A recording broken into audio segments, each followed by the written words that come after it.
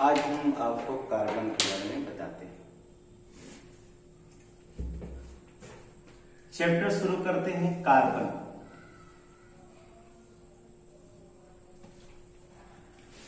आपको पता होगा कि कार्बन के मुख्यतः तीन अपर रूप होते हैं। कार्बन के जो होते हैं मुख्यतः तीन अपर रूप होते हैं, तीन अपरूप है। और आपको पता होगा कि ये तीन अपरूप होते कौन कौन होते हैं। एक तो आपको पता होगा कि हीरा होता है, दूसरा चीज होता है ग्रेफाइट, हीरा, ग्रेफाइट, और एक होता है फ्लोरीन। कार्बन के तीनों अपरूप होते हैं। देखेंगे ये क्वेश्चन आपको याद करना होगा कि कार्बन के तीन अपरूप है। हीरा भी कार्बन है, कोयल आप ग्रेफाइट भी कार्बन होता है और फ्लोरीन भी कार्बन। यह अपर रूप इसके होते हैं। कई बार क्वेश्चन पूछा जाता है और घुमा फिरा करके आपके एग्जाम में क्वेश्चन यही पूछा जाता है कि कार्बन का अपर रूप कौन है, अर्थात हीरा, ग्रेफाइट और फ्लोरीन एक कार्बन का अपर रूप होते हैं। आपको पता होगा कि लैटिन, कार्बन एक लैटिन भाषा का शब्द है, लैटिन भाषा का शब्द है, अर्थात कार्बन जो होता है एक शब्द निकला था लैटिन भाषा में जिसका अर्थ था कार्बो। और उस कार्बो का अर्थ क्या है? कार्बो किसे कहा जा रहा था, अर्थात कार्बो का अर्थ होता है कोयला या चारकोल। क्या होता है? कोयला कह सकते हैं या कहा जाता है चारकोल, कोयला या चारकोल होता है। अर्थात लैटिन भाषा में एक शब्द निकला था कार्बो, अर्थात कार्बो का अर्थ होता है कोयला या तो चारकोल। कई दफे आपके रेलवे क्वेश्चन में पूछा गया है कि कार्बो का अर्थ क्या होता है, तो आपको हम बता दें कार्बो का अर्थ होता है कि कोयला या चारकोल। ये कई बार क्वेश्चन आपके एसएससी वनडे एग्जाम में पूछा गया है कि कार्बन का अपर रूप कौन होता है, फ्लोरीन, ग्रेफाइट, हीरा, या कहता है कार्बन का इनमें से कौन अपर रूप नहीं होता है, तो आपको क्या करना होता है, बताना पड़ता है कार्बन का। और आपको पता गया कि कार्बन का प्रतीक चिन्ह जो आपको पता होता है कि प्रतीक चिन्ह क्या है, ये सभी जानते हैं, अर्थात कार्बन का प्रतीक चिन्ह होता है। और ये कभी कभी रेलवे एग्जाम में पूछ देता है कि कार्बन का परमाणु क्रमांक जो कितना होता है, परमाणु क्रमांक, तो आपको बताते हैं कि परमाणु क्रमांक कितना होता है, 6 होता है। कार्बन जो होता है परमाणु में जो होता है, आप क्वेश्चन पूछा जाता है कि कार्बन के परमाणु में, कार्बन के परमाणु में जो होता है, जो इलेक्ट्रॉन का वितरण, इलेक्ट्रॉन का वितरण कैसे होता है, अर्थात इलेक्ट्रॉन का वितरण कैसे होता है, इलेक्ट्रॉन का वितरण होता है 2 और 4 के रूप में होता है। ये 3 क्वेश्चन आपको इस रेलवे में पूछा गया है। और ये जो होता है कार्बन का अपर रूप जो पूछा गया है, ये आपके पुलिस और जीडी में पूछा गया है। और प्रत्येक एग्जाम में ऐसा नहीं पुलिस जीडी पूछा गया, पीसीएस में भी एग्जाम में पूछा गया कि कार्बन का कौन सा अपर रूप होता है। तो कार्बन के मुख्यतः तीन ही अपर रूप पाए जाते हैं, एक हीरा होता है, एक ग्रेफाइट होता है, दूसरा फ्लोरीन होता है। लेकिन हम इसके बारे में नहीं बताएंगे, हम आपको बताते हैं कि कार्बन के कितने रंग के रूप में पाए जाते हैं। यहां एग्जाम में अभी क्वेश्चन बहुत कम पूछा गया, लेकिन जीडी के पेपर में जो होता है इसका अब अगले में पूछा गया 2014 में कि कार्बन के अपर रूपों में से कार्बन कितने प्रकार के होते हैं, कौन सा कार्बन का कहां से निकलना जारी होता है। तो आपको बता दें कि कार्बन जो होता है ये 4 प्रकार के कार्बन पाए जाते हैं। 4 प्रकार के मतलब 4 रंगों में कार्बन पाए जाते हैं, 4 रंग के कार्बन पाए जाते हैं, 4 रंग के कार्बन पाए जाते हैं। पहला कार्बन आप देखेंगे जो जिसे आप कहते हैं कि ब्लैक कार्बन, ब्लैक कार्बन, दूसरा जो कार्बन आपको पाया जाता है वो कार्बन जो होता है एक ग्रीन कार्बन कह सकते हैं उसे, अर्थात या एक कार्बन और होता है ब्राउन कार्बन। तीसरा जो होता है ग्रीन कार्बन, और चौथा जो होता है ब्लू कार्बन। चार प्रकार के, चार रंगों के कार्बन पाए जाते हैं। ब्लैक कार्बन, ब्लैक मतलब काला, ब्राउन मतलब भूरा कार्बन्स, ग्रीन कार्बन्स और ब्लू कार्बन्स पाए जाते हैं। आपको पता है कि ब्लैक कार्बन जो था वायुमंडल में कहां से निकलता है। एक की चर्चा हम करते हैं ब्लैक कार्बन कि वायुमंडल में ये कहां से निकलता है, कि ब्लैक कार्बन वायुमंडल में कहां से आते हैं, अर्थात इसका कहां से आता है, अर्थात आप जानते हैं कि जीवाश्म ऊर्जा के द्वारा आते हैं।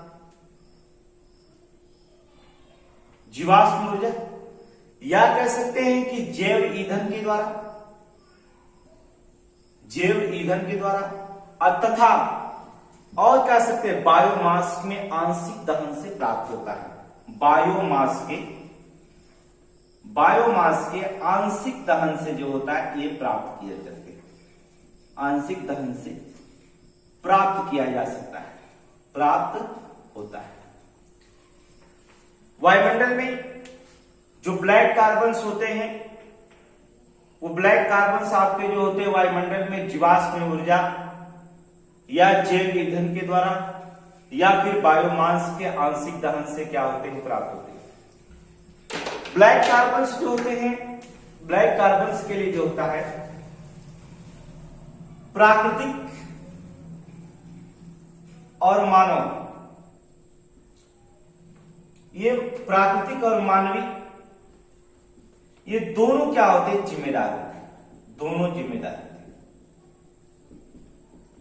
ऐसा नहीं केवल प्राकृतिक ही होता, अर्थात ये दोनों जिम्मेदार होते हैं। लेकिन ब्लैक कार्बन जो होता है वायुमंडल में कार्य क्या करता है कि जो ब्लैक कार्बन नुकसान पहुंचाए। ब्लैक कार्बन जो होता है वायुमंडल में इसे क्या कर देता है कि जो ऊष्मा अवशोषित कर लेता है, ऊष्मा को क्या करता है, वायुमंडल में ऊष्मा को क्या कर लेता है, ऊष्मा को अवशोषित कर लेता है, ग्रहण कर लेता है, अवशोषित कर लेता है। और जब ऊष्मा को यह अवशोषित कर लेगा तो जाहिर सी बात है कि वातावरण में क्या हो जाएगा, जब कोई चीज ऊष्मा को अवशोषित करेगी, आपके शरीर या कोई भी चीज अगर ऊष्मा को अवशोषित करती है तो वातावरण में क्या कर देता है, तापमान को क्या कर देता है, बढ़ा देता है, टेम्परेचर। ब्लैक कार्बन क्या करता है, ऊष्मा को अवशोषित कर लेता है। वैसे आपको बताया जाएगा कि ब्लैक जो होता है ऊष्मा को अवशोषित करने का सबसे अच्छा एग्जाम्पल होता है। जैसे आपको बताया जाता है कि ठंडियों में ब्लैक कपड़े पहनिए, जो ऊष्मा को क्या करेगा, अवशोषित करता है। तो अवशोषित करने का लक्षण ब्लैक में सबसे अच्छा पाया जाता है। तो जाहिर सी बात है कि ब्लैक कार्बन जो होगा वायुमंडल में ऊष्मा को अवशोषित करता है और अवशोषित करके वातावरण में तापमान को क्या कर देता है, बढ़ा देता है। और जब तापमान को बढ़ा देगा तो ये बर्फ तथा क्या करेगा, बर्फ तथा हिम क्षेत्रों, बर्फ और हिम क्षेत्रों में एल्बिडो को क्या कर देता है, घटा देता है। एल्बिडो को क्या कर देता है, घटा देता है। प्रकाश का आना सौर ऊर्जा का पृथ्वी पर और प्राकृतिक से कुछ प्रकाश को लौट जाना, पराबैंगनी किरणों को वापस आ जाना, फिर पृथ्वी पर टेम्परेचर क्या होगा, आता है जो फिर क्या करते हैं, वापस चला जाता है। वही घटना एल्बिडो कहलाती है। वो घटनाओं को क्या कर देता है, जब टेम्परेचर बढ़ा देता है तो तापमान उतना परिवर्तित नहीं हो पाता है। बर्फ क्षेत्र और हिम क्षेत्रों में एल्बिडो की घटना क्या कर देता है, ये घटा देता है, जिससे इस क्षेत्र में जो होता है तापमान क्या हो जाते हैं और बढ़ जाते हैं। इस क्षेत्र में क्या कर देता है, जब एल्बिडो को घटाता है ब्लैक कार्बन, तो इस क्षेत्र में जाहिर सी बात होता है कि जो टेम्परेचर्स होते हैं अर्थात तापमान होते हैं वो और क्या हो जाते हैं, बढ़ जाते हैं। लेकिन ऐसा वातावरण सिर्फ वातावरण जो होता है 1 सप्ताह तक ही होता है। 1 सप्ताह तक होता, अधिकतम 1 सप्ताह तक होता, फिर समान हो जाता।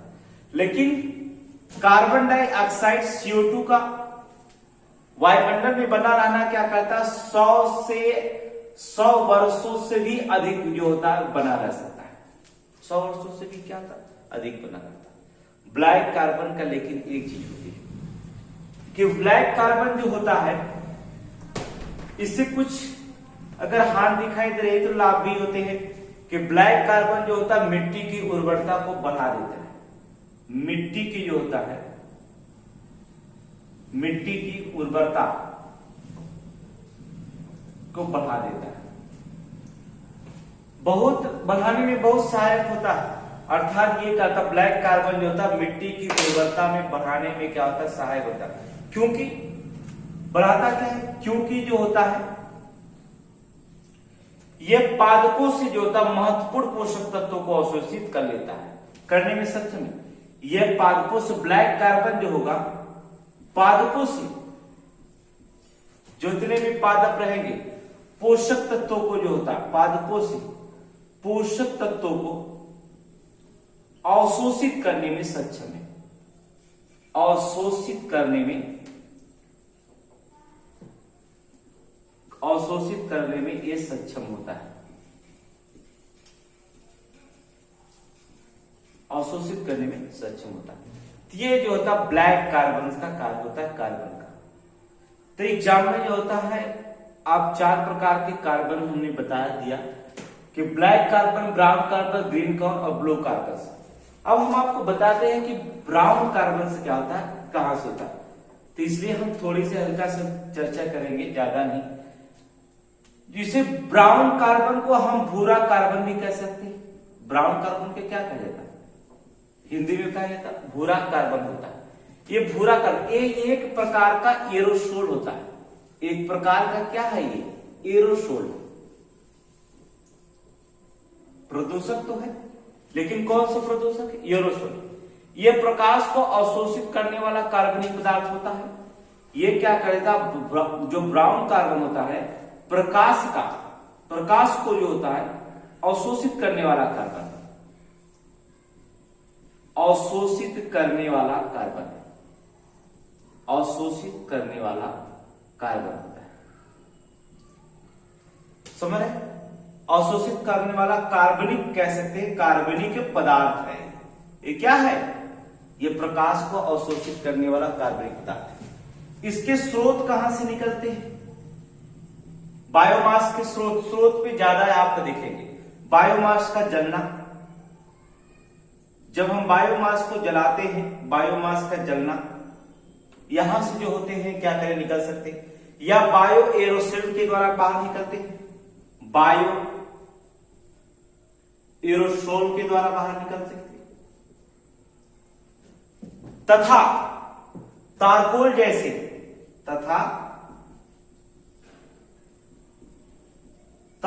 जैसे आप देखेंगे ना कि तारकोल जैसे पदार्थों के दहन से भी ये बाहर निकलते हैं।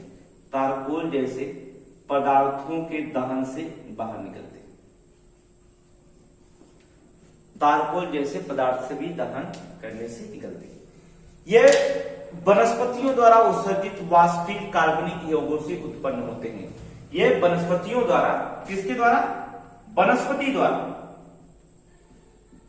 जो वनस्पति है, वनस्पति द्वारा जो होता है उत्सर्जित, जो वनस्पतियों द्वारा उत्सर्जित होता है, जो वाष्पशील है कार्बनिक यौगिक, वाष्पशील कार्बनिक यौगिक से उत्पन्न होते हैं। इसे हम हरित गैस से भी संबोधित करते हैं। अर्थात कार्बन ब्राउन को हम क्या कर सकते हैं, हरित कह सकते हैं इसे कि हरित गृह गैस अर्थात हरित गृह गैस भी इसका नाम जानते हैं, ये कार्बन का अवरोध है। तो आप इसका स्रोत और एरोसोल से निकलता है, प्रकाश में अवशोषित करने वाला एक कार्बनिक पदार्थ होता है ब्राउन कार्बन। स्रोत बायोमास का जलना, एरोसोल, चारकोल जैसे पदार्थों से। तो कहां से निकलता है आपको ब्राउन कार्बन, आपको ये महत्वपूर्ण रखता है क्योंकि किसमें पाया जाता है ये ब्राउन कार्बन, ये बहुत महत्वपूर्ण रखता है वातावरण में। अगला होता है कि ग्रीन कार्बन से क्या होते हैं, कि ग्रीन कार्बन जो होते हैं इसका महत्व क्या होता है। ग्रीन कार्बन जो होते हैं ये प्रकाश संश्लेषण क्रिया द्वारा CO2 से अलग हो जाते हैं। ग्रीन कार्बन जो होता है जब प्रकाश संश्लेषण होता है, देखिए मोस्ट इंपॉर्टेंट है, प्रकाश संश्लेषण की क्रिया द्वारा जो होता है, क्रिया द्वारा होता है, ये CO2 से अलग होकर के ये CO2 से क्या कर देते हैं, CO2 से अलग हो जाते हैं, अर्थात कार्बन डाइऑक्साइड से क्या होते हैं, अलग हो जाते हैं। ग्रीन कार्बन, ध्यान सुनेंगे, ग्रीन कार्बन मोस्ट इंपॉर्टेंट है। ग्रीन कार्बन अर्थात प्रकाश संश्लेषण की क्रिया जब होता है तो कार्बन डाइऑक्साइड से क्या हो जाते हैं, अलग हो जाते हैं। ये पौधे व मिट्टी में संग्रहित हो जाते हैं। ये ग्रीन कार्बन क्या हो जाते हैं, पौधे व मिट्टी में क्या हो जाते हैं, संग्रहित हो जाते हैं। और जब ये संग्रहित हो जाते हैं, मिट्टी और पौधे में संग्रहित होते हैं, तो संग्रहित होना ही ग्रीन कार्बन कहलाता है।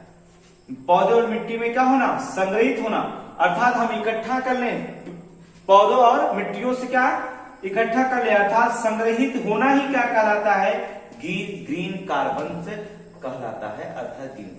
ये वैश्विक कार्बन चक्र है जो जीवंत का भाग होता है।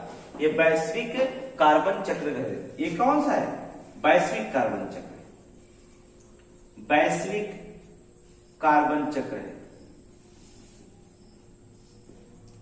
जो वैश्विक कार्बन चक्र है, एक चक्र का जीवंत भाग माना जाता है। वैश्विक कार्बन चक्र का जीवंत भाग इसे माना जाता है। कई बार क्वेश्चन पूछा गया है ग्रीन कार्बन का, अर्थात प्रकाश संश्लेषण के द्वारा कार्बन डाइऑक्साइड से अलग होकर के पौधों और मिट्टियों में संग्रहित होना ही ग्रीन कार्बन से कहलाता है। यह वैश्विक कार्बन चक्र का क्या है, जीवंत भाग होता है। ये पौधे एवं फसलों को कार्बन का लघु जीवन अवधि के कारण थोड़े समय के लिए रहते ही है। क्या थे, पौधे और पौधे एवं फलों या फसलों कह सकते, पौधे या फसलों में जो था कार्बन जीवन जो होता है लघु जीवन अवधि के कारण जो होता है थोड़े समय के लिए क्या करते हैं, रहते हैं। अगला आपका कार्बन जो होता है ब्लू कार्बन से क्या होते हैं, कि ब्लू कार्बन आपको ये 4 कार्बन का रूप है। ये कार्बन तो आपको देखने में बड़ा दिक्कत होगा, लेकिन आपको जो हम बता रहे हैं कार्बन, अभी तक आप YouTube पर कहीं भी दावा करते हैं चैनल में आप कार्बन के प्रकार कोई YouTube वाला नहीं बताया होगा। इन चारों कार्बनों का चर्चा कोई YouTube वाला नहीं किया होगा, लेकिन ये सिलेबस में जीने पड़ा, इसलिए हम आपको कार्बन टैक्स, कार्बन क्रेडिट भी बताएंगे। लेकिन ये सिंपल सी बात है कि अभी तक जो होता कोई YouTube चैनल में आप डाल के देखिएगा, कोई 4 कार्बन का रूप अपर रूप नहीं दे सकता है। लेकिन देखिए हम आपको चर्चा करते हैं लास्ट वाले का, ब्लू कार्बन का। ब्लू कार्बन कहां पाया जाता है, जैसे ब्लू कार्बन वायुमंडल में कहां पाया जाता है, वायुमंडल में, वायुमंडली में कहां पाया जाता है, जैसे जब तटीय या समुद्री पारतंत्र में, कहां, तटीय या समुद्री पारतंत्र में, तटीय या समुद्री पारतंत्र में मैंग्रोव वन, समुद्री पारतंत्र के मैंग्रोव वन, पारतंत्र के मैंग्रोव वन, मैंग्रोव वन या समुद्री घास पेड़ों, समुद्री के घास का बेड़ा हो, घास बेड़ों में, या अंतर ज्वारी लवण व अंतरा ज्वारी लवण, देखेंगे आप अंतर ज्वारी लवण कहां पाए वायुमंडल में? तटीय समुद्री पारितंत्र के मैंग्रोव वन में ब्लू कार्बन होते हैं, या समुद्री घास के बेड़ों में पाए जाते हैं, या अंतर ज्वारी लवण में पाए जाते हैं, या दलदलों में जमा होना, अंतर ज्वारी लवण के दलदलों में जमा होना, दलदली भाग होता है, दलदलों में जमा होना में ब्लू कार्बन कहलाता है। जमा होना ही क्या कहलाता है? वहां पर कितना पाया जाता है वहां पर क्या कहलाता है? ब्लू कार्बन होता है। कौन होता है? Blue carbon. सिंपल सी बात है कि ब्लू कार्बन स्रोत हमने हर जगह बताया, अर्थात ब्लू कार्बन पूछता है तो ये कहां पाया जाता है? ब्लू कार्बन तटीय या समुद्री पारितंत्र में, या मैंग्रोव वन में होता है, या समुद्री घास के बेड़ों में होता है, या अंतर ज्वारी लवण या दलदल में जो जमा होता है वही क्या कहलाता है? ब्लू कार्बन से कहलाता है। आपको यह वातावरण में जो होता है CO2 प्राथमिक उत्पादक के द्वारा अलगित कर फिर उन्हें अवसादों में जमा कर देता है। ये क्या करता है? ब्लू कार्बन ये क्या करता है? वातावरणीय कार्बन डाइऑक्साइड को प्राथमिक उत्पादकों के द्वारा अधिग्रहित कर फिर उन्हें क्या कर देता? अवसादों में क्या कर देता? ये जमा कर देता है। हमने क्या बताया कि ब्लू कार्बन में जब तटीय व समुद्री पारितंत्रों के मैंग्रोव वन या समुद्री घास के बेड़ों या अंतर ज्वारी लवण या दलदलों में जमा होता है, ये कौन? वही जमा होता, वही ब्लू कार्बन कहलाता है। यह वातावरण में क्या करता है? कार्बन डाइऑक्साइड को प्राथमिक उत्पादकों के द्वारा जो होता है अधिग्रहित कर पुनः उन्हें क्या कर देता है? अवसादों में जमा कर देता है, वही कहलाता है क्या? ब्लू कार्बन से कहलाता है। तो आप इन 4 कार्बन को रखेंगे, क्योंकि इन 4 कार्बनों को पहली दफे आप चर्चा में रखे हैं। अभी कोई यूट्यूब वाला नहीं बताया होगा, लेकिन हमने आपको 4 कार्बन बताया, इसका स्रोत कहां से होगा इसे पढ़ लीजिए। कभी SSC GD में जो होता है 100% SSC क्वेश्चन में पूछे जाते हैं, और PCS क्वेश्चन सेंट्रल गवर्नमेंट में क्वेश्चन जितने पूछे जाते हैं लगभग कार्बन का एक रूप होता है। पुलिस में कार्बन क्रेडिट और कार्बन टैक्स पूछे जाते हैं। प्रीवियस ईयर में पेपर उठा के देखेंगे तो कार्बन क्रेडिट और कार्बन टैक्स पूछे गए थे, जो हम आपको अगले वीडियो में चर्चा करते हैं।